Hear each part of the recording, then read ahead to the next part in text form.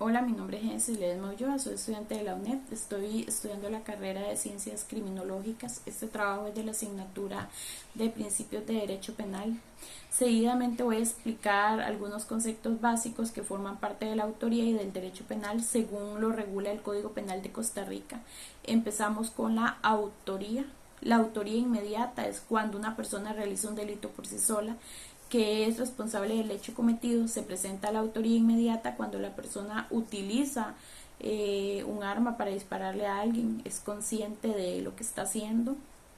La autoría mediata es cuando una persona realiza un tipo de delito utilizando a otra persona como instrumento. La autoría mediata permite que la persona que cometió el delito usando a otra para que lo realice quede libre de responsabilidad penal, es decir, la persona que comete el delito actúa de manera inconsciente y es un sujeto no culpable, lo cual no debería de tener ningún proceso penal.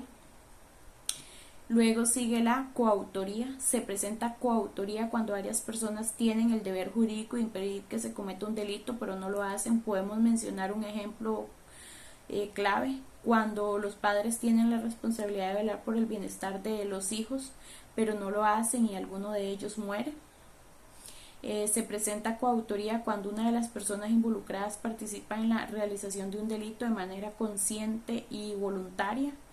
En el Código Penal, el artículo 45 establece lo siguiente: es el autor del hecho punible tipificado como tal quien lo realiza por sí o sirviéndose de otro u otros, y coautores lo que lo realizan conjuntamente con el autor. La participación es cuando se da la cooperación en un delito doloso que es realizado por otra persona. La complicidad e instigación se da cuando dos o más personas cometen un delito, ya sea directamente o que saben y no hacen nada para denunciar. Es ahí donde esta persona se vuelve cómplices. Un ejemplo sería cuando se sabe algún delito de las relaciones sexuales con menores, cuando hay personas que están enteradas de ese delito y no denuncian. En el Código Penal, en el artículo 46 y 47, está regulado quiénes son cómplices e instigadores. En el artículo 47 se menciona que son cómplices los que prestan al autor o autores cualquier auxilio o cooperación para la realización del hecho punible. El instigador es quien dolosamente determina a otro que realice un delito. En el artículo 46 se establece lo siguiente: son instigadores quienes intencionalmente determinan a otro a cometer el hecho punible. Con relación a la pena, es importante conocer cuál es la relevancia al definir si una persona es considerada autor o si es considerada cómplice de un delito. El autor es el que planea llevar a cabo la realización del delito, es decir, el sujeto que tiene la idea principal para llevar a cabo el hecho punible, y el cómplice es la persona que ayuda para que el autor realice el delito. Un ejemplo sería decir que el autor es quien planea asaltar un supermercado y el cómplice se encarga de vigilar. Según lo establecido en la ley penal, el cómplice se le da una pena inferior a la que recibe el autor del delito, el que tuvo la idea principal. El último punto es el del voto número 2012-01583, que se realizó a las 3:56 horas del 18 de octubre del 2012. El alegato de la defensa privada sobre la autoría o no de los sentenciados y detalla las razones por las que se rechazaron los argumentos planteados. El primer motivo de casación se trata de la falta de fundamentación, donde la defensa particular señala que la consumación del robo se presenta cuando el bien sale de la esfera de custodia, lo que determina que los hechos ocurren en grado de tentativa conforme a la prueba evaluada por el tribunal. El reclamo no es recibido porque la persona acusada sí participó en el delito, fue uno de los que participó en el robo junto con otros jóvenes.